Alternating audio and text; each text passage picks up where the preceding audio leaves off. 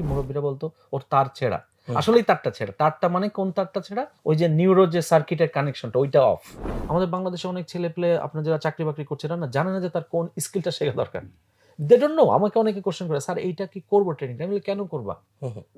এটা কি তোমার কারেন্ট জায়গাতে প্রোডাক্টিভিটি বাড়াবে নাকি প্রমোশনে হেল্প করছে?" কোনটাই না। তাহলে কেন করবে? তো সবাই করতেছে। আমি সবাই বলে তুমি করবা। তার মানে কি আমরা আমাদের লাইফে প্রচুর রিডান্ডেন্ট অপ্রয়োজনীয় কাজগুলো করি। আমরা অনেক সময় নিজেকে জানতেও চাই না ভয়েতে। কারণ আমরা অথেন্টিক ভাবে গ্রো করি না।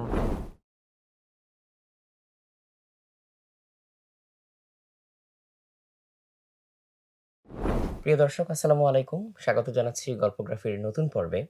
আজকে আমাদের সাথে অতিথি হিসেবে উপস্থিত আছেন professor S M Arifuzzaman sir. আসসালামু আলাইকুম স্যার। ওয়ালাইকুম আসসালাম। অনেক স্যার কেমন আছেন? আলহামদুলিল্লাহ ভালো আছি। আশা করি আপনারাও ভালো আছেন। আলহামদুলিল্লাহ স্যার, আমিও ভালো আছি। স্যার আপনি তো এখন কানাডিয়ান ইউনিভার্সিটিতে আছেন এবং এটার স্কুল অফ বিজনেসের হেড হিসাবে আছেন। এর পাশাপাশি আপনি একজন ইমোশনাল ইন্টেলিজেন্স স্পিকার এবং এই বিষয়ে হচ্ছে ফেসবুকেও আমি একটু ঘাটাঘাটি করেছিলাম।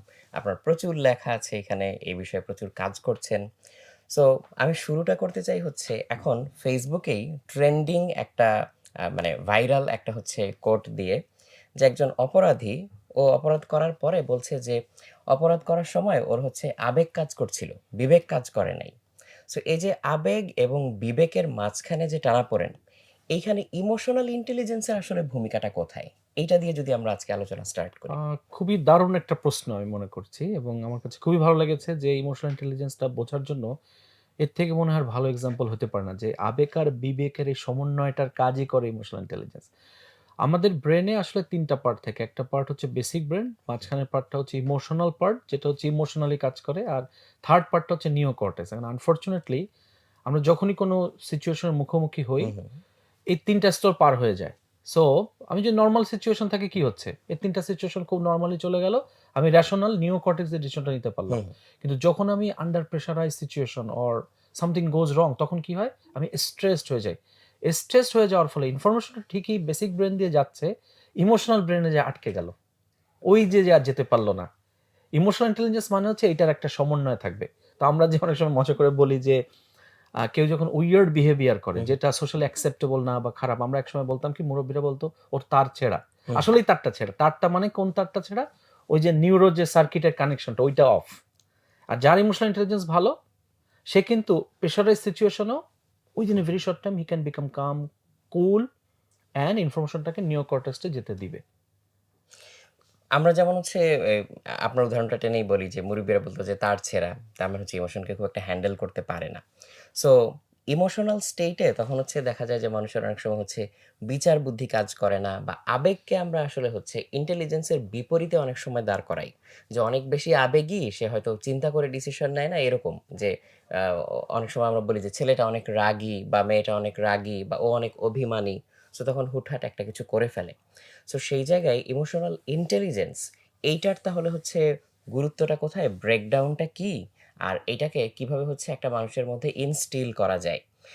ধরে নিচ্ছি যে যাদের মধ্যে হচ্ছে এই ব্যাপারটা খুব বেশি স্ট্রংলি নেই বা যারা হচ্ছে হ্যান্ডেল করতে পারে না। জি, যাদের মধ্যে এই যে রাগ আছে আপনি বলছেন বা যেকোনো সময় আমরা একটা ডিসিশন নিচ্ছি যেটা আসলে আমার জন্য ভালো না। হু, হু। পরে আমরা রিগ্রেট করি বা পস্তাই। তো এই ধরনের ডিসিশনগুলো আমি কখন নিব না? যখন আমি আ এই সিদ্ধান্ত নেওয়ার সময় কিছুটা ওয়েট করে আমার নিওকর্টেক্স বা আমার ওই যে বিবেকের জায়গায় পৌঁছাতে দিবে। এখন হয় কি যারা রেগে যেয়ে একটা উইয়ার্ড ডিসিশন নিচ্ছে ও কিন্তু ওই বিবেকটাকে কি করলো? কাজে লাগালো না। কেন? কারণ ওই জায়গাটায় যেয়ে সে বন্ধ হয়ে গেছে। এটাকে আমরা টেকনিক্যাল পরিভাষা বলে হচ্ছে অ্যামিগডালা হাইজ্যাক। সো আচ্ছা। রেগে যাওয়াটা কিন্তু খারাপ না। রেগে যাওয়ার পরে কি করছি? How I manage it? That is important. এখন যাদের মধ্যে এই সমস্যাগুলো আছে, এই সমস্যাটা আমাদের পরিবার থেকে শুরু হয়। আমরা না মানুষের ইমোশনটাকে কোনো পাত্তা দিই না। হু, যেমন হু, হু, রেগে যেতেই পারি, মন হুম। খারাপ করতেই পারি। ন্যাচারাল আমি রেসপন্স। কি সারাক্ষণ খুশি থাকবো? আমার পছন্দের টিম হেরে গেলে আমি কি কষ্ট পাবো না? অবশ্যই। অবশ্যই পাবো। এখন আমাকে যদি বলে, "আহা! কষ্ট পাচ্ছ কেন? সিলি বিষয় নিয়ে।" এই ঘটনাগুলো ঘটিয়ে কি হয় জানেন? আমরা তাকে আরো ট্রিগার করি। হু, সে হু। পরে আরো বেশি কষ্ট পায়। আচ্ছা। আমি আমার অভিজ্ঞতা দিয়ে দেখেছি যে ব্রাজিল, আর্জেন্টিনা নিয়ে যে বাংলাদেশে যে মারামারি, হু, হাতাহাতি হু, হু। এটার বড় একটা কারণ হচ্ছে যে ওই ইমোশনটাকে ভ্যালু না করা, ওইটাকে আরো বেশি ট্রিগার করা। এর ফলে কিন্তু যেমন আমরা যখন বুয়েটে পড়ালেখা করেছি, আমার এখনো মনে আছে যে ওয়ার্ল্ড কাপ যখন খেলা শুরু হলো, ফার্স্ট ম্যাচ ব্রাজিলের। আমরা ছোটবেলা থেকে আমি ব্রাজিলের সাপোর্টার। আমি অ্যাজিউম করে নিয়েছি যে মনে হয় বেশিরভাগই ব্রাজিল করে। দেখেন এটাও কিন্তু ল্যাক অফ ইমোশনাল ইন্টেলিজেন্স। কিন্তু খেলা দেখতে যেয়ে আমি দেখি আমাদের যে হলের 200 জনের মধ্যে আমরা দেখলাম 3 জন মাত্র Brazil. All of them are anti Brazil. Even Brazil যখন গোলটা খাইলো আমি দেখলাম যে ও মাই গড! তখন আমি এত টিটকারি মারছিল ছেলেপেলে আমাদের সিনিয়র, জুনিয়র। পরে আমি পাশের হলে যেয়ে বাধ্য হইছি খেলা দেখতে। সো এই যে খেলাটা দেখেন, যে আমি যে কষ্ট পাচ্ছি এই কষ্টটাকে কিন্তু ওরা কি করলো? অনার করছে না কিন্তু। বাট তাদের উচিত ছিল কি? যে তারা যদি আমাকে প্যাসিফাই করতো যে, "না দোস্ত ঠিক হবে, জিতবে ইনশাল্লাহ।" তখন কিন্তু আমি এই ইমোশনটাকে পজিটিভলি কাজে লাগাতে পারতাম। কিভাবে? তখন আমি বুঝতাম যে না আসলে টিম হেরে যাচ্ছে, কষ্ট পেলেও চেষ্টা করে দেখি। তখন কিন্তু আমি কোথায়? নিওকর্টেক্স নিচ্ছি। সো আমাদের সোসাইটি কিন্তু আমাদের যে এই ইমোশনগুলোকে কিন্তু অনেকে নেতিবাচক বলে বা নেগেটিভ বলে। বাট আমরা যারা ইমোশনাল ইন্টেলিজেন্স নিয়ে কাজ করছি, তারা এই ইমোশনগুলোকে বলছে হচ্ছে আপনার বলছি যে হাই অ্যারাউজাল ইমোশন। এটা নেগেটিভ না। It's a emotion. Emotion is nothing but আমরা বলছি টেম্পোরারি ওয়েভ। এটা আসবে চলে যাবে। একজন মানুষকে ১ ঘন্টা রেগে থাকে? নো। না। ও কিন্তু ১ সেকেন্ডে রেগে একটা খারাপ কাজ করে, পরে ওইটা নিয়ে এসে কারেক্ট করার চেষ্টা করে। তো এইজন্য আমরা বলছি যে ইমোশনাল ইন্টেলিজেন্স আমার মধ্যে যদি না থাকে, we create new problems and then we solve it. তাহলে আমি আসল কাজ করতে পারছি না। ফর এক্সাম্পল আমি আজকে অফিসে এসেছি। সাপোজ আমার কোনো একজন অধস্তন কর্মচারী আমার সাথে বিহেভিয়ার ঠিক করেনি। এখন আমি ওকে বকাঝকা করে একেবারে শেষ করে দিয়ে আমি কিন্তু আমার হয়তোবা আসল কাজটা ভুলে গেলাম। হুম, সো এইজন্য আমি বলব আপনার যে কোয়েশ্চেনটা আমি ফিরে আসি, সেটা হচ্ছে যে আমাদের এই যে যাদের মধ্যে যে রাগ আসবে, কষ্ট আসবে এগুলোকে আমাকে অনার করতে হবে। যেটাকে আমি বলছি ইমোশনাল ইন্টেলিজেন্স এর এমপ্যাথি, আন্ডারস্ট্যান্ডিং আদার্স ইমোশন। আমরা বাংলাদেশে ২ টা ওয়ার্ডকে অনেক সময় গুলিয়ে ফেলি। একটা হচ্ছে সিম্প্যাথি, আরেকটা হচ্ছে এমপ্যাথি। সিম্প্যাথিকে আমরা বলছি ফিলিং ফর আদার্স। যে আমি হুম। অন্যের জন্য খারাপ লাগছে বা কষ্ট পাচ্ছি। কিন্তু এমপ্যাথি মানে ফিলিং অ্যাজ আদার্স। দেখেন খুব সাটল ডিফারেন্স। বাট এটাই কিন্তু পুরো জিনিসটাকে চেঞ্জ করে ফেলে। আমি ওর জায়গায় নিজেকে নিয়ে যেতে পারছি। তো এই রাগ হবে, কষ্ট হবে, তাদেরকে অনার করতে হবে। বলতে হবে, "তুমি যে রেগে গিয়েছো স্বাভাবিক, বাট এটা যেন তোমাকে কোনো ক্ষতি না করে।" তো আমরা যদি এই প্র্যাকটিসটা করি, এটা এটা তাহলে কোচেবল। কোচেবল, ডেফিনিটলি কোচেবল এবং আমি নিজের ক্ষেত্রেও আমরা লিখে রাখি যে আমি রেগে গেলে, কষ্ট পেলে কি, কি কাজ করেছি যেটা আমার জন্য খারাপ হয়েছে। তাহলে আমি I just do the journalizing and then I can don't repeat the mistake. তো এটা যদি করতে পারি কি হবে? এখন আমাকে খুব কনসিয়াসলি কি করতে হচ্ছে? এগুলোকে কন্ট্রোল করতে হচ্ছে। বাট আমি যদি অভ্যাস করতে পারি, it will become automatic, it will go to my subconscious mind and then আপনি দেখবেন যে যা গ্রেট পিপল আছে বাংলাদেশে, আপনি এদেরকে কখনো রাগাতেই পারবেন না। কখনো তাকে কষ্ট দিতে পারবেন না। বিকজ ওর কোর জায়গাটার কাজ করে দিচ্ছে। বিকজ তারা এটা নিয়ে হ্যাবিচুয়েটেড এবং ইমোশনাল ইন্টেলিজেন্স কিন্তু এটা কিন্তু কোনো নতুন আসা স্কিল না। এই স্কিলটা কিন্তু যে তৈরি করেছে ড্যানিয়েল গোল্ডম্যান, হুম, হুম। উনি কিন্তু জাস্ট যারা সাকসেসফুল হয়েছে, হাইলি সাকসেসফুল তাদের সাথে মানে সবাই কিন্তু আইকিউ ভালো। কারণ উনি কিন্তু গ্রেট কোম্পানি কর্পোরেটদেরকে বিচার করেছে। তার মধ্যে দেখেন মাইক্রোসফটে যে আজকে ধরেন আপনার 6th লেয়ারে আছে আর যে 1st লেয়ারে আছে, এরা সবাই কিন্তু চাকরি একসাথে শুরু করছিল। একজন কেন উপরে উঠে গেছে? উনি কিন্তু এইটাকেই পার্থক্য করেছেন যে what are the factors? It's not writing skill, it's not thinking ability, it's not his analytical skill, something else. What is this something else? ওটাকে উনি নাম দিলেন ইমোশনাল ইন্টেলিজেন্স। তার মানে হচ্ছে ইমোশনালি হচ্ছে বুলেট প্রুফ হতে হবে। আ ট্রুলি কারণ হইছে কি আমার ইমোশনটা এটা একান্ত আমার। আমার হুম, কাছের জনরা দেখবে। কিন্তু আমি we have to be professional. আমি আজকে রেগে গিয়েছি, প্রচুর চিল্লাপাল্লা করতেছি। এটাকে কিন্তু এই মানুষটাকে কিন্তু সমাজে আমরা রেসপেক্ট করব না। রাইট? সো কিন্তু আমার পরিবারকে আমাকে কিন্তু এই সাপোর্ট দিতে আমার পরিবার যদি আবার রিঅ্যাক্ট করে তাহলে মুশকিল। আমি যেটা ১ম এ আপনাকে বলার চেষ্টা করেছিলাম। যে আমাকে ভেন্টিলেট করার সুযোগ দিতে হবে। এইজন্য দেখবেন যে খুব গ্রেট পিপল, আমি আপনাকে নাম বলব না, বাট এরকম কয়েকজন গ্রেট পিপল এর খুব ক্লোজলি আমার মেশার সুযোগ হয়েছে। ওই জায়গাতে আমি দেখছি তারা তাদের ইমোশন প্রকাশে ভয়ংকর। রেগে যাচ্ছে, ফেলে দিচ্ছে। কিন্তু আপনি সামনে দেখবেন না। হুম। সো ইমোশনাল ইন্টেলিজেন্স যাদের ভালো আমি বলছি, তারও কিন্তু ইমোশন আসে। Strong emotion. কিন্তু এই ইমোশনগুলো ভেন্টিলেট করে সে কাছের মানুষের কাছে।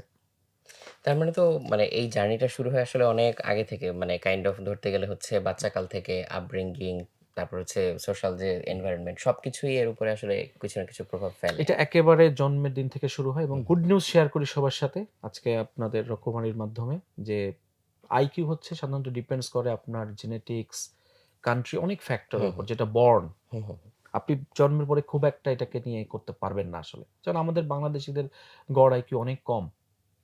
জাপানিজ, আমেরিকানদের অনেক বেশি। আমাদের বাড়াতে গেলে অনেকগুলো নিয়ে কথা হচ্ছে যে আমাদের বাবা মাকে অনেক ইন্টেলিজেন্ট হতে হবে, ফুড খেতে হবে, এটা কিন্তু পুরো জেনেটিক। হুম, হুম। কিন্তু গুড নিউজ হচ্ছে ইমোশনাল, যেটা আপনি খুব সুন্দর একটা ওয়ার্ড ইউজ করেছেন, আই লাইক দ্য ওয়ার্ড কোচেবল। এটা কিন্তু পুরো আপনার জন্মের পর থেকে শুরু হয়। এখন আপনার ইমোশনাল ইন্টেলিজেন্স ডিপেন্ড করবে আপনি ওই যে তার ইমোশনকে কি পাত্তা দিয়েছেন কিনা, হুম, তার একটা স্বাতন্ত্র্য ব্যক্তিত্ব গড়ে তুলতে সহায়তা করছেন কিনা। যেমন ধরেন আমি নিজের এক্সাম্পল দিয়ে দেখেছি যে আমার ছোট বাচ্চা ও যখন ছোটবেলায় ড্রেস পরবে, আমি দেখেছি আমার ওয়াইফ তাকে বলছে, না না, তুমি এটা পড়ো, এটা পড়ো না। আর বাচ্চা কিন্তু তার মায়ের সাথে হুম, যুদ্ধ হুম, হুম। করছে, না আম্মা আমি এটা পড়বো। তো এই জায়গাটা এখন মায়ের কি করা উচিত? ওই সময়টাকে আমরা বাচ্চাকে কি করি বেশিরভাগ ক্ষেত্রে জোর করে চাপিয়ে দিই, তখন কি হবে? ও তার কিন্তু ইমোশনটা শিখে গেল, রিপ্রেসড থাকে। হ্যাঁ, হ্যাঁ। ওর ইমোশনটাকে পাত্তা দেওয়া হবে হুম, না। আমাদের পরিবারে কি হয়, একটা বাচ্চা যখন আমি মাঝে, মাঝে এক্সাম্পল দিই। অপ্রত্যাশিত রেজাল্ট করে বাসায় ফিরেছে, নেগেটিভ অপ্রত্যাশিত। হোয়াট দ্য ফার্স্ট মানে হোয়াট আর দ্য ফার্স্ট মানে what the first way we accept him? কি করি? ১ম কোয়েশ্চেনটা জিজ্ঞেস করি, "তোমার কেন খারাপ হইছে?" হুম। বাট আমরা জিজ্ঞেস করি না যে, "বাবা তুমি কেমন আছো?" Let us discuss. আমরা কিন্তু এই কাজগুলো করি না, শুধু কেন খারাপ হচ্ছে সেখানে তো আমরা থেমে থাকি না। থাকি না। বরং আরো হচ্ছে ওই যে কাটা ঘায়ে নুনের ছিটা দেওয়ার মতো যে ও পারল, ও পারল, আর ও তোমার জন্য আমি পারল। সব করেছি, ক্যারিয়ার হ্যাঁ। স্যাক্রিফাইস করছি। তার মানে বাচ্চাদেরকে আমরা বড় করছি কিভাবে? ওই ইমোশন জিনিসটাকে একেবারে ভেঙে চুরে চুরমার করে ফেলতেছি। সো এটা একেবারে ১ম থেকে শুরু করা হচ্ছে এবং এজন্য যারা উন্নত বিশ্বের এডুকেশন সিস্টেম তারা কিন্তু ইন্টারেস্টিং ব্যাপার শেয়ার করি, 12 ক্লাস পর্যন্ত এই ইমোশনাল ইন্টেলিজেন্স এর শিক্ষাটা দিতে থাকে। তাকে বোঝার চেষ্টা করে যে তুমি কে? তোমার কি করা উচিত? কেন পৃথিবীতে এসেছো? যার ফলে যারা এটা বুঝে যায় after 12 class they become invincible. আজকে যে বড় আপনি মার্ক জুকারবার্গ প্রত্যেককে যে দেখছেন এরা কিন্তু outcome of this thing basically because ওদের দেশে কিন্তু ওই এডুকেশনটার মধ্যে দিয়ে নিজেকে জানার, নিজেকে বোঝার এইটার একটা ওয়ে করে দেয়। আর আমাদের বাংলাদেশে ১ম ১২ বছর আমরা প্র্যাকটিস করছি ম্যাথমেটিক্স এগুলা। ইট ইস নিডেড। বাট তার থেকে বড় দরকার যে আমি কেমন মানুষ, কি করতে চাই।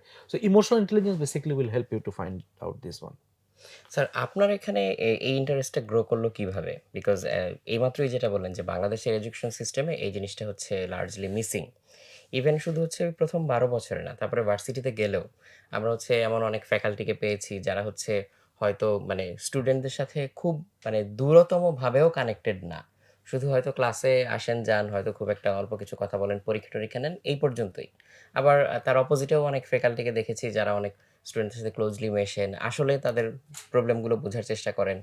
ট্রুলি হেল্প করার চেষ্টা করেন, তাদেরকে গ্রো করার চেষ্টা করেন। সো ওই জায়গাতেও তো এই জিনিসটা মিসিং।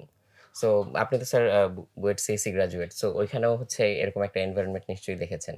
তো সেখান থেকে এই ইন্টারেস্টটাই বা কিভাবে গ্রো করলো? আর এটা নিয়ে কাজই শুরু করলেন বা কিভাবে? এটার ইন্টারেস্টিং একটা স্টোরিও আছে ছোটখাটো। সেটা হচ্ছে যে আ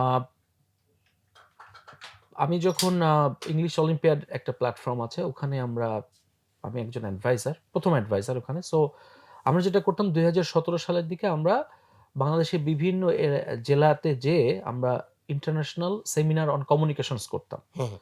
যেটা থ্রুতে আসলে ওই এলাকার অডিয়েন্স ইংলিশ অলিম্পিয়াডে রেজিস্ট্রেশন করতো। তারা এটার সাথে সম্পৃক্ত হতো।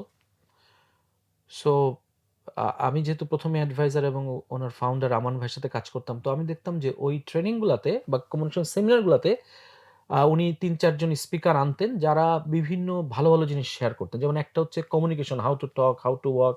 তো আমি চিন্তা করতাম আমি অ্যাডভাইজার হিসেবে ১ম দিকে শুধু অনুপ্রেরণাদায়ক কিছু বক্তৃতা দিতাম। আমার কাছে জিনিসটা ভালো লাগতো না। আমার কাছে মনে হয় যে এত অডিয়েন্স কষ্ট করে আসছে, আমি যেয়ে শুধু বলব যে ভালো মানুষ হও, ভালো কিছু করো। আমার কাছে মনে হতো আমি প্রতারণা করছি। তো আমি মানে তখন মোটিভেশনাল টক জি, টাইপের। মোটিভেশন টাইপের। ওকে। তো আমার কাছে মনে হলো যে আমার তো কনক্রিট কিছু দেওয়া উচিত। তো আমি ডিপলি চিন্তা করলাম যে আচ্ছা আমাদের ট্রেইনাররা তো তাকে শেখাচ্ছে how to talk, how to write, how to walk. But uh তাকে কিন্তু শেখানো হচ্ছে না যে তার জীবনে কি করা উচিত, তার মূল্যবোধ কি, তার ভ্যালু কি? এবং আমি দেখলাম যে আমাদের তরুণ প্রজন্ম প্রচন্ড ডিস্ট্রাক্টেড। সে যেহেতু জানে না তার কি করা উচিত, ও হাজারটা জিনিস করছে। হুম। এই ট্রেনিং যাচ্ছে, ওই ট্রেনিং এ যাচ্ছে যেখানে ফ্রি পাচ্ছে। অনেকে মনে করছে free. But actually it's not free. Because আমার সবচেয়ে টাইমটা তো ভ্যালুয়েবল ইয়েস, রিসোর্সটাই ইউ আর দিয়ে রাইট। দিতে হচ্ছে। যেমন এখন আমরা Facebook এর দুরাত্তে জানতে পেরেছি যে প্রোডাক্টটা আমাকে ফ্রি দেওয়া হচ্ছে, আমিই আমিই আসলে প্রোডাক্ট। প্রোডাক্ট। তো আমি দেখলাম যে বাচ্চাদের তো জীবন শেষ হয়ে যাচ্ছে। মানে শুধু এটার কথা মানে বিকজ তারা জানে না যে what they are doing. So আমি তখন একটু রিসার্চ করে যেয়ে দেখলাম, আমি তখন বুঝলাম যে আইসবার্গের উপরেরটা হচ্ছে কমিউনিকেশন স্কিল। এর নিচের 90% টা কি? Who you are, what you should do. ওইটাই হচ্ছে ইমোশনাল ইন্টেলিজেন্স এবং এটা বিশ্বাস করবে কিনা জানি না। আমি যখন বুয়েটে কম্পিউটার সায়েন্সে পড়ালেখা শুরু করি ৯৮ সালে, তখন আমি হঠাৎ করে বুয়েটের ল্যাবে, তখন তো একটু পাওয়ারফুল নেটওয়ার্ক, ইন্টারনেট শুধু ওখানেই ছিল, আমরা তো খুব স্লো ইন্টারনেট ইউজ করতাম, ওই যে আপনার সাইবার ক্যাফেতে যায় করা লাগতো। তো ওখানে আমি সার্চ করতে যে হঠাৎ করে দেখলাম একটা আর্টিকেল আমার চোখের সামনে ভেসেছে, তার মানে আমার কোনো সিনিয়র ভাই ওটা বের করছিল। ওখানে লেখা আছে যে আইকিউ এর যে শেষ, ইকিউ এর ইজ এভরিথিং। আমি আই গট ইন্টারেস্টেড যে ও মাই হোয়াট ইজ ইট। আমি যখন পড়ছিলাম তখন লিখছে emotional quotient is the new IQ, এইসব 98 সাল। দেখেন ড্যানিয়েল গোল্ডম্যান কিন্তু এটাকে মানে নাম করিয়েছেন 95 সালে। তার মানে দেখেন আমাদের বইয়ের কম্পিউটার সায়েন্সের সিনিয়র ভাইয়ারা ঠিকই ওই লেটেস্ট জিনিস কিন্তু ওরা পড়ছেন। বাট আমি এটা আমার বলা যায় যে আমার হারিয়ে গিয়েছিল। বাট জাস্ট 19 বছর পরে আই গট টু নো যে yes that was the article I red. এবং তখন আমি এটা নিয়ে ব্যাপক পড়ালেখা শুরু করে যখন আমি ট্রেনিং দেওয়া শুরু করলাম ওই যে ইংলিশ অলিম্পিয়াডে, আমি দেখলাম যে audience is liking it, they loved it, and এটা আমাকেও পরিবর্তন করছে। আমি দেখলাম যে হ্যাঁ, যেমন সেলফ অ্যাওয়ারনেস একটা কনসেপ্ট আছে যেখানে you will get to know your blind spot. আমি যে এই যে অনেকে দেখবেন যে রেগে গেলে যে কি কি দুষ্টামি বা খারাপ কাজ করে ও নিজে জানে না, কিন্তু আমরা অনেক সময় অনেককে কষ্ট দিয়ে দিই। খেয়াল করে দেখবেন যে আমার মুখ, অনেকের জিহ্বা আছে খুব খারাপ, কষ্ট দিয়ে ফেলে, বোঝে না কিন্তু। পরে যখন তাকে বোঝায় বলা তখন বোঝে ও আচ্ছা, এটাকে আমরা নাম দিয়েছি ব্লাইন্ড স্পট। আবার আপনি দেখবেন যে কিছু জিনিস আছে আমি আমার কাছের মানুষের কাছে হাইড করি, আমার অনেক কিছু আছে হাইড করি, বন্ধুত্বটা কিন্তু জমে না, আপনি দেখবেন। তো আজকে যে টিম বিল্ডিং প্রোগ্রামগুলো হচ্ছে এখানে কিন্তু ওই হাইড জিনিসগুলো, এটা একটা জোহারি উইন্ডো, একটা সুন্দর একটা কনসেপ্ট আছে ওখান থেকে।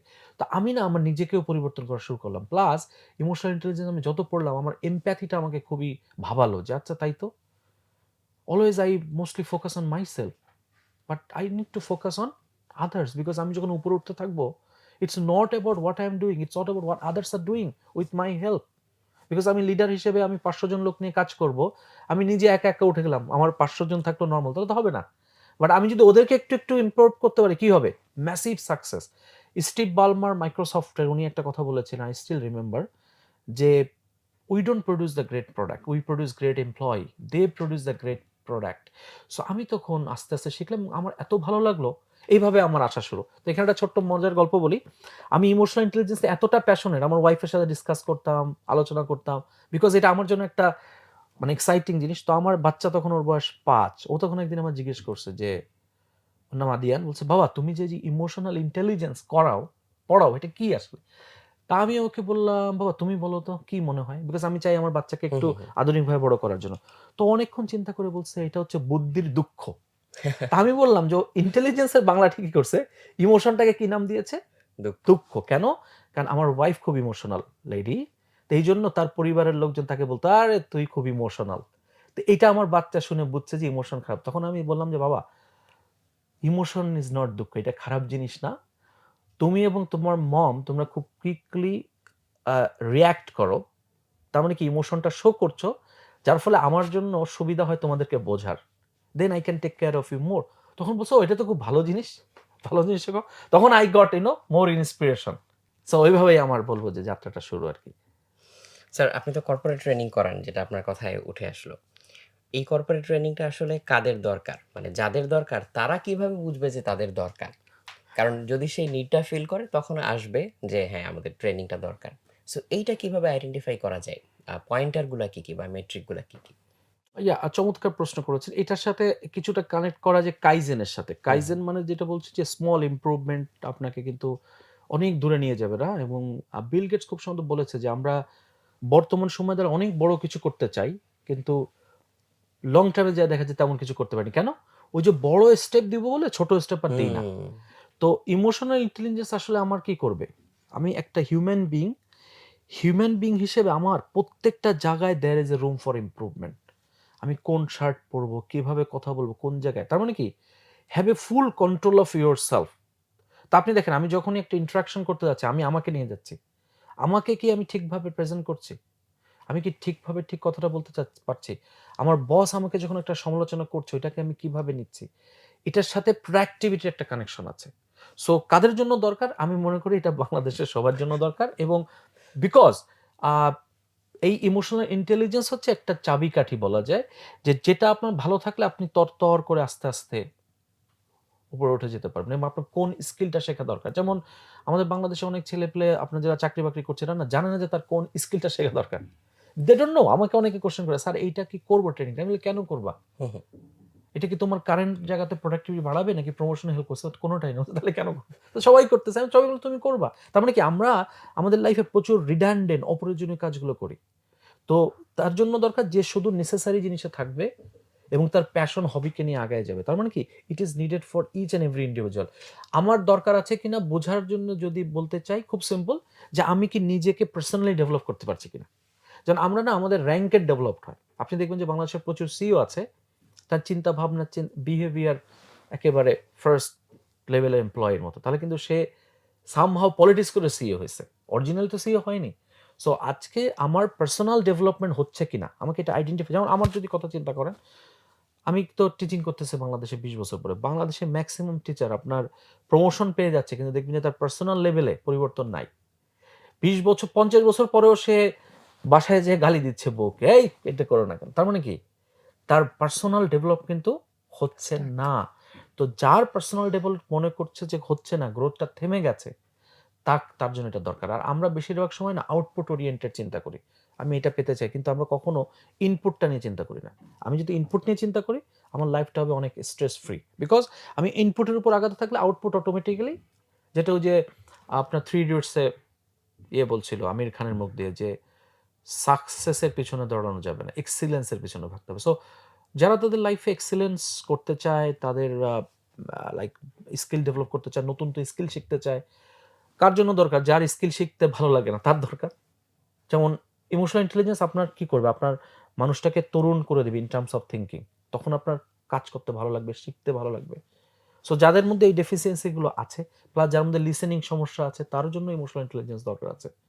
সো এক কথায় বলবো যে সিইও হতে চায়, একটা কোম্পানিকে ভালো জায়গায় নিতে চায় with respect, with love of people, তার ইমোশনাল ইন্টেলিজেন্স শেখা উচিত। স্যার আপনার কথা থেকে আরেকটা জিনিস মাথায় আসলো যে আপনি তো দেশে বিদেশে প্রচুর মানে তরুণ প্রজন্মকে নিয়ে কাজ করেছেন, ইউথদেরকে নিয়ে কাজ করেছেন। তো আমাদের দেশের ইউথদের কথা যদি বলি, অন্য বাইরের যারা আছে সমসাময়িক, সো মূল ডিফারেন্সটা কোন জায়গায় যদি মোটা দাগে ১টা ২টা জায়গায় বলতে হয়, কোন জায়গায় পার্থক্যটা গড়ে দেয়? একটা পার্থক্য গড়ে দিচ্ছে হচ্ছে সেলফ অ্যাওয়ারনেস, যেটা হুম, হচ্ছে আমরা বলছি যে ইমোশনাল ইন্টেলিজেন্স ফার্স্ট পিলার, যে নো দাই সেলফ, যেটা সক্রেটিস বলে গিয়েছে। আমি আসলে জানি না যে আমার কি করা উচিত। সো এই যে আমি বলবো যে আহ, নিজেকে জানা চেনা, এইটা কিন্তু একটা ভয়ঙ্কর কাজ। কারণ হুম, আমরা অনেক সময় নিজেকে জানতেও চাই না ভয়েতে, কারণ আমরা অথেন্টিক ভাবে গ্রো করি না। সো বাইরের দেশের যারা তরুণ প্রজন্ম, ওরা না একটা সঠিক গতিপথ জানে হুম, এবং ছোটবেলা থেকে তার ডাইভার্সিফাইড যে কোনো ক্যারিয়ার বেছে নিতে পারে। আপনি ইভেন ইন্ডিয়াতেই দেখেন না, ওরা কিন্তু 100টা ডিফারেন্ট টাইপের প্রফেশন এখন ভালো করছে। ইভেন আপনি সবচেয়ে সিম্পল এক্সাম্পল স্পোর্টসের কথা চিন্তা করেন। আমি রিসেন্টলি একটা আর্টিকেল পড়লাম যে কাবাডি খেলে যারা খেলছে তারা নাকি অভিষেক বচ্চনের থেকে বেশি ইনকাম করে। তাহলে আপনি চিন্তা করেন, আমরা শুধু শুনি ক্রিকেটের কথা, রাইট? বাট ওদের ক্রিকেট, ফুটবল, কাবাডি 10টা 20টা খেলা আছে না? হুম। কিন্তু বাংলাদেশের সমস্যাটা কোথায়? One centric. ক্রিকেট মানে এখন ক্রিকেটাররা পাচ্ছে যেগুণ টাকা, আপনি বাকি সব স্পোর্টসম্যান ও রেশিওতে কোথায় চলে যাচ্ছে দেখছেন? তার মানে কি আমরা না জাতি হিসেবে একটু ওয়ান সাইডেড টাইপের। তো এটা একটা বড় প্রবলেমের জায়গা। আর ইয়ুথরা কিন্তু ওই 1 পয়েন্ট গোলের দিকে আগায়। সো আমাদের ইয়ুথদের সমস্যাটা হচ্ছে, সেটা হচ্ছে কি আমরা লাইফে কি পেতে চাই ওইটা নিয়ে বড় হচ্ছি। বাট আমি মনে করি মূল জায়গাটা হবে আমি কি হতে চাই। এই যে জিম রন একটা কথা বলেছিলেন যে success is all about the person you want to be, not what you want to get. এখন এই কি মানুষ হতে চায় এটা ডিফাইন করা দরকার আছে। তো বাংলাদেশের তরুণ প্রজন্মে এই জায়গাটা আমি বড় সমস্যা দেখছি, যে আমি কি, যেমন ফর এক্সাম্পল আমি বলি যে আচ্ছা আমি লেখক হতে চাই, হুম, কিন্তু হুম। আমরা বলছি কি না আমি লিখে কোটি টাকা কামাই করতে চাই, এই যে রং ওয়ে। বা আমি শিক্ষক হয়ে প্রাডো গাড়ি চড়তে চাই, কিন্তু আমার মনে করতে হবে না আমি আমি বেস্ট টিচার হতে চাই। Forget about the output, because that is not under my control. মানে বাংলাদেশে আমি একটা পোস্ট দিয়েছিলাম যে আপনারা যারা দারুণ কাজ করছেন, আপনি যদি অনেক কিছু নাও পান মন খারাপ করেন না, বিকজ এই একই আপনি উন্নত বিশ্বের থেকে 10 গুণ ভালো থাকতে পারতেন। বাট আমাকে অ্যাকসেপ্ট করতে হবে যে না আমি, because at the end of the it is my decision, but এটা নিয়ে রিগ্রেট করা যাবে না। তো আমি বলবো যে তরুণদের জন্য একটা পরামর্শ হচ্ছে তুমি কি হতে চাও এটা ফার্স্ট ডিফাইন করা। 2 নম্বর হচ্ছে অতীতে পড়ে থেকো না আর ভবিষ্যৎ নিয়ে উদ্বিগ্ন হয়েও না। প্রেজেন্ট মোমেন্টে বেস্টটা দেওয়ার চেষ্টা করো। এবং এটাই ইমোশনাল ইন্টেলিজেন্স, যে putting your self in the present moment. এটা খুব টাফ থিং টু ডু, যেটা মেডিটেশন করে অনেক। আসলেই তো। সো মানে এই কথাটা আমার কাছে খুব মানে রিলেটেবল লাগলো যে অতীতে পড়ে থেকো না জি, জি। আর ভবিষ্যৎ নিয়ে বেশি উদ্বিগ্ন হয়েও না। যেমন আমি একটা ছোট এক্সাম্পল দিই রাতুল, সেটা হচ্ছে যে আমি এ পর্যন্ত আ ৭ বার চাকরি চেঞ্জ করেছি। তো আমি হিসেব করে দেখেছি যে আমার যারা কলিগরা আছে তারা একটা চাকরি ছাড়ার পরেও পুরনো অর্গানাইজেশন নিয়ে প্রচুর কান্নাকাটি করে যে, "I miss it." আমি দেখলাম যে আচ্ছা আমি কি অমানুষ নাকি? আমি কখনো আমার পুরনো অর্গানাইজেশন মিস করি না। পরে আমি দেখলাম যে Real reason why I don't miss my old organization. Do you know the reason? Because I love my organization the most. Current. তার মানে কি আমি প্রেজেন্টে থাকছি। বাংলাদেশে আমি দেখলাম বেশিরভাগ মানুষ আমরা অতীতে পড়ে থাকি। এটা করা যাবেই না। বিকজ ফর এক্সাম্পল আমি আপনার প্রোগ্রাম, আমার আজকে একটা বড় প্রোগ্রাম আছে। টাইমিং মিস পারবো কিনা? বাট আমি I am not excited about that. I am excited about this program only. I am putting myself the full. So এই প্রেজেন্ট মোমেন্ট অ্যাওয়ারনেস আমরা বলি। এটা ইমোশনাল ইন্টেলিজেন্স এর একটা বড় শিক্ষা। সো তরুণদেরকে এই ২ টা কাজ আমি আচ্ছা। এই সেলফ অ্যাওয়ারনেসটা তৈরি করার জন্য সবসময় কি একজন মানুষকে হচ্ছে একজন এক্সপার্ট কোচের কাছেই যেতে হবে? নাকি সে কোনো বই-টই পড়ে বা নিজে ঘাটাঘাটি করেও কিছুটা আয়ত্ত করতে না, পারবে? প্রচুর বই আছে এবং উই আর ব্লেসড যে বাংলাদেশে, এবং রকমারিকে আমি ধন্যবাদ দিব যে রকমারি প্ল্যাটফর্মটা বাংলাদেশে মানে সব এক্সিলেন্ট বেস্ট অথরদের বইগুলো আনার সুযোগ করে দিচ্ছে। শুধু তাই না, তারা বাংলাদেশের এই প্ল্যাটফর্মের মাধ্যমে আজকে প্রচুর তরুণ রাইটারও বের হয়ে আসছে এবং রকমারিকে ধন্যবাদ দিব। সো প্রচুর বই আছে, যেমন ড্যানিয়েল গোলম্যানের একটা বই আছে, ওইটা খুব টাফ বই। অনেকে পড়তে যায় দাঁত ভেঙে যায়। ট্রাভিস ব্র্যাডবেরির একটা বই আছে, ইমোশনাল ইন্টেলিজেন্স 2.0, এটা পড়তে পারে। আর আমার সবচাইতে ফেভারিট আ আ তার নাম হচ্ছে জাস্টিন বারিসো। জাস্টিন বারিসোর বইটা পড়লে মানে অসাধারণ বই। আমরা এই বইগুলোর লিঙ্কগুলো বা হচ্ছে ইয়েগুলো আমরা নিচে দিয়ে দিতে পারি চাইলে যে কেউ খুব আর একটা সহজে বইয়ের নাম কানেক্ট বলি, করতে পারবে। রুশদিনা আপা বাংলাদেশে একটা চমৎকার বই লিখেছেন। বাংলায় বই, যা উনার নামটা না বললে একেবারে খারাপ দেখা যায়, এবং চমৎকার একটা বই লিখেছে। আমি নিজে বইটা পুরো পড়েছি এবং আমি দেখলাম এটা খুবই আন্তর্জাতিক মানের একটা বই। রুশদিয়া খানের একটা বই আছে। সো আ ইমোশনাল ইন্টেলিজেন্স এর উপর। এইটা খুলে দেয় অপার সম্ভাবনার দ্বার, উনি টাইটেল খুব চমৎকার টাইটেলও দিয়েছেন। যে খুলে দেয় সম্ভাবনার দ্বার। দেখছেন? সো এই বইটা আমি মনে করি যে তরুণ প্রজন্মের পড়া উচিত। They can start with that book even, যারা ১ম পড়বে। স্যার আপনি চাকরি চেঞ্জ করার কথা যেটা বললেন যে অনেক জায়গায় হচ্ছে কাজ করেছেন, অনেক কিছু দেখেছেন। সো এখানে অনেক মানুষের সাথে আপনার ইন্টারেকশন হয়েছে, অনেক ঘটনা আপনি চোখের সামনে দেখেছেন। So in all of your wanderings আমি যদি জিজ্ঞেস করি যে আপনার নিজের জন্য কোন লেসনটা সবচেয়ে ভ্যালুয়েবল মনে হয় বা যেই লেসনটাকে আপনি খুব চেরিশ করেন এই ঘোরাঘুরির মধ্যে বা এই জার্নির মধ্যে? জার্নিই বলতে চাই আমি এটাকে। আ এটা আমি বব ডিলন, নোবেল লরিয়েট একজন আছে, উনার একটা লেখা খুব পছন্দ করেছি। সেটা হচ্ছে যে একটা মানুষ সুখী মানে কি বা সাকসেস মানে কি? যে সকালে ঘুম থেকে উঠে ঘুমাতে যাওয়ার আগ পর্যন্ত যা করতেছে সেটা করতে পারে কিনা।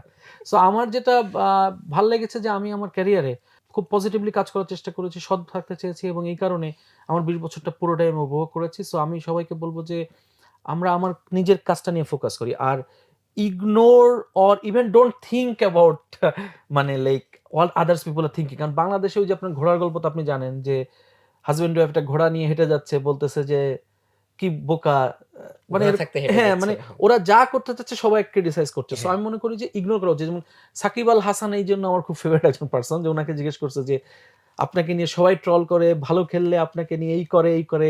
কিভাবে দেখেন?" তো বলছে যে, "আমি দেখিই না।" তো আমার কাছে এটা খুব ভাল লাগছে যে অর্গানাইজেশনের চাকরি এইটাতে আমি ফোকাস করা উচিত। যে আমি আসলে আমার দায়িত্বটা কি? তো আমরা না অনেক সময় অন্যের দায়িত্ব নিয়ে ভাবি। যেমন মোদিজি একটা খুব চমৎকার কথা বলেছেন। যে উনি বলেছেন যে ভারতের চায়ওয়ালা সে সংসদ, জাতিসংঘ, যুদ্ধ সবকিছু জানে। একটা জিনিস সে জানে না, সেটা হচ্ছে কিভাবে ভালো করে চা বানাতে হয়। সো আমার বাংলাদেশে আমি দেখলাম যে আমাদের যে এমপ্লয়ি আমি দেখেছি, আমরা 90% পিপল বা 80% পিপল আমি দেখি ও নিজেরটা ছাড়া বাকি সবই he has a they have comments or criticizing. So নিজেরটা করা দরকার আসলে। এইটাই তো emotional intelligence. So focus on yourself. বাকি সবকিছু এমনি আসতে থাকবে। স্যার আপনি তো এন্টারপ্রেনারদেরকে নিয়েও কাজ করেছেন। সো এই এন্টারপ্রেনিউরিয়াল মাইন্ডসেট যেটা এখানে হচ্ছে ২-১ টা পয়েন্ট অলরেডি চলে এসছে যে সবাই আউটপুটটাকে ফোকাস করে যে আমি এন্টারপ্রেনার হয়ে এইটা অ্যাচিভ করব, ওইটা অ্যাচিভ করব। বাট কি প্রবলেম সলভ করব ওই জায়গায় হচ্ছে অনেকে মনোযোগটা দেয় না। বাট ওইখানে হচ্ছে ফার্স্ট এ মনোযোগটা দেওয়ার কথা ছিল। সো যারা ইয়াং এন্টারপ্রেনার আছে কিংবা যারা হচ্ছে এখন আর্লি ক্যারিয়ারে আছে, আমাদের এই গল্পগ্রাফির বড় একটা অডিয়েন্স কিন্তু এদের মধ্যে। আচ্ছা। সো এই অডিয়েন্সের জন্য আপনার যদি আজকে কোনো মেসেজ দেওয়ার থাকে? আচ্ছা, অনেক ধন্যবাদ ১ম এ দেব রকমারিকে, যে আমাকে ইনভাইট করার জন্য। ওটা চমৎকার প্ল্যাটফর্ম। আর তরুণদের জন্য আমি যেটা বলব, আমি এখানে আসলে হয় কি, একটা কথা আমরা বলি যে successful people leave the clues and learn from there. So আমি এখানে সাইমন সাইনিকের একটা খুব চমৎকার গোল্ডেন উনি বলছেন যে গোল্ডেন রুলস যে what I am doing or how I am doing তার থেকে বেশি গুরুত্বপূর্ণ হচ্ছে why I am doing that. এবং জন অ্যাসারফ আমার একজন খুবই পছন্দের মানে গুরু বলবো। উনি একটা কথা বলেছেন যে your commitment should be more than your excuses. So your why should be so high, so big that you are ready to face any kind of obstacles or challenge. So এন্টারপ্রেনিউরদেরকে আমি বলব যে আপনারা আগে নিশ্চিত হন যে আপনি এটা কেন করছেন, ওয়াই ইউ আর ডুইং। এই ওয়াইটা নিয়ে একটু সময় দেন এবং এই ওয়াইটা যদি আপনি পেয়ে যান যেটাকে আমরা বলি ট্রু কলিং, বাকি সবকিছু সম্ভব। বিকজ বাংলাদেশ একটা সব সম্ভাবনার দেশ। বাংলাদেশ একটা চমৎকার জায়গায় আছে। বাংলাদেশের সবচেয়ে বড় সুবিধাটা হচ্ছে এখানে ১৭ কোটি কাস্টমার্স এবং শুধু বাংলাদেশের আরেকটা বড় সুবিধা হচ্ছে বাংলাদেশের যে ডিওসপোরা আছে যারা বিদেশে কাজ করছে। আজকে আমার মতো একটা ছোট মানুষের আমি দেখলাম যে ১০টার মতো বেশি দেশে আমার মোর দ্যান 1000 ফলোয়ার্স আছে। সো আমি মনে করি যে বাংলাদেশ বড় সম্ভাবনার দেশ এবং সারা বিশ্বে আমাদের কাস্টমার চলে গেছে। সো আজকে যদি আপনার ভালো একটা আইডিয়া থাকে, ভালো এক্সিকিউশন প্ল্যান থাকে, আপনারা সফল হতে পারবেন। বাংলাদেশে অনেক কাজ করার আছে এবং এন্টারপ্রেনিউরদের জন্ম সেখানেই হয় যেখানে বেশি প্রবলেম। সো বাংলাদেশ অনেক প্রবলেমের দেশ। এই তরুণ এন্টারপ্রেনিউরদের মাধ্যমে এই সমাধানটা করা সম্ভব। সো আমি বলব যে ওয়াইটা খুঁজুন। I think that your life will be fantastic. Sir শেষ করার আগে লাস্ট প্রশ্নটা আসলে প্রশ্ন না, এটা আসলে হচ্ছে কাইন্ড অফ বুমেরাং প্রশ্ন। স্যার আপনি প্রচুর ইন্টারভিউ করেছেন, এখনো করছেন, আপনার নিজের রেডিওতে শো ছিল। সো এই সবকিছুর মধ্যে এমন কিছু কি স্যার আপনার মাথায় আছে যে যেই প্রশ্নটা কেউ আপনাকে করেনি বাট আপনি হয়তো চাচ্ছেন সেই প্রশ্নের উত্তর দিতে? হ্যাঁ, আমার কাছে যেটা মনে হয় যে আমার লাইফের অনুপ্রেরণা কারা দিয়েছেন। মানে সো আ আমি কোড অফ সাকসেস বইতে লিখেছিলাম। সো হতে পারে যে it could B a question because আমরা এটা জানতে চাই না। হয়তোবা মেবি সামনে করবে। সেটাই যদি এখন আপনাকে প্রশ্ন করি স্যার, আপনি এই মুহূর্তে কিভাবে উত্তর দিবেন? আমি আমার বলি যে আমার বইতেও লিখছিলাম যে আমার জীবন ২ ভাগে বিভক্ত। একটা হচ্ছে ১৯ মানে লাইক আমার আব্বা-আম্মা, আমার বড় অনুপ্রেরণা বিশেষ করে আমার বাবা। আমি আমার বাবার ১১তম সন্তান। সো আমার ৪ বছর বয়সে উনি হচ্ছে রিটায়ার করেন। সো আব্বাকে আমি ফুল টাইম কোচ হিসেবে পেয়েছি। হুম, হুম। সো খুবই অনুশাসনের মধ্যে বড় করেছেন। প্লাস খুব স্পেস দিতেন এবং স্টোরি আমার সাথে শেয়ার করতেন এবং আমাকে খুব পছন্দ করতেন বিকজ আমার রিডিং এবিলিটি ছিল। আব্বা হুম, হুম। এটা খুব পছন্দ করতেন। ১৯৪৪ সালে বিএ পাস করা। সো আব্বা আমার বড় অনুপ্রেরণা। বাট আব্বা মারা যায় ১৯ বছর বয়সে আমার এবং তখন আমি আমার পড়ালেখাটাকে আসলে বাদ দিয়ে দিই এবং আমার লাইফের যে ৩ টা বড় ডিগ্রি ওই সময়। এবং এই সময়ে কিন্তু আমার ল্যাক অফ ইমোশনাল ইন্টেলিজেন্স এর যুগ। বিকজ আমি পড়তে হবে বলে পড়ছি। মানে এইজন্য আমি রিলেট করতে হুম, পারি হুম, যে হুম। সো আমার যেটা হয় যে ২০০৯ সালে আমি বিয়ে করি আমার ওয়াইফ নিবেদিতা ইসলামকে এবং she has changed my life and she had helped me two find out my Real me.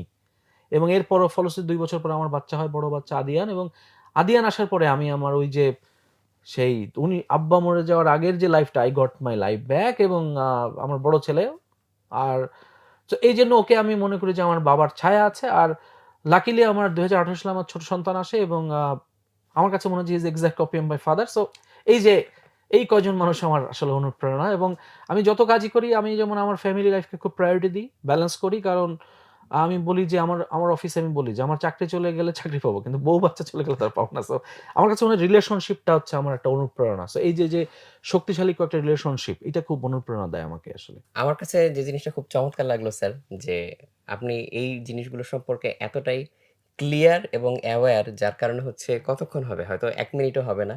১ মিনিটের মধ্যে এই পুরোটা সাম আপ করতে পারাটা, এটা নিজে অ্যাবসোলিউটলি ক্লিয়ার না থাকলে আসলে সম্ভব না।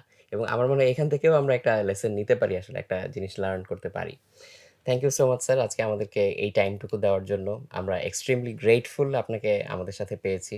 ইনশাআল্লাহ আমরা আশা করব সামনেও আপনার সাথে আমাদের আরো বেশ কিছু ডিসকাশন হবে, যদি স্যার আপনি সময় দিতে না পারেন। ইনশাআল্লাহ আমি খুবই এক্সাইটেড এবং রকমারিকে আমি অনেক ধন্যবাদ দিব যে আমাকে ইনভাইট করার জন্য বিকজ রকমারি ইজ ডুইং জাস্ট ফ্যান্টাস্টিক এবং রকমারির জন্য অনেক শুভেচ্ছা এবং শুভকামনা। Thank you sir. আর দর্শকদেরকেও ধন্যবাদ। আশা করি আপনারা এই আলোচনা থেকে অ্যাকশনেবল কিছু পয়েন্ট নিতে পেরেছেন এবং এরপরেও যদি আপনাদের কোনো কোয়েরি থাকে, ফার্দার কোনো কোয়েরিজ, সেগুলো আমাদেরকে জানাতে পারেন। ইনশাআল্লাহ আমরা সেটা অ্যাড্রেস করার চেষ্টা করব। সবাই ভালো থাকবেন, সুস্থ থাকবেন। আসসালামু আলাইকুম।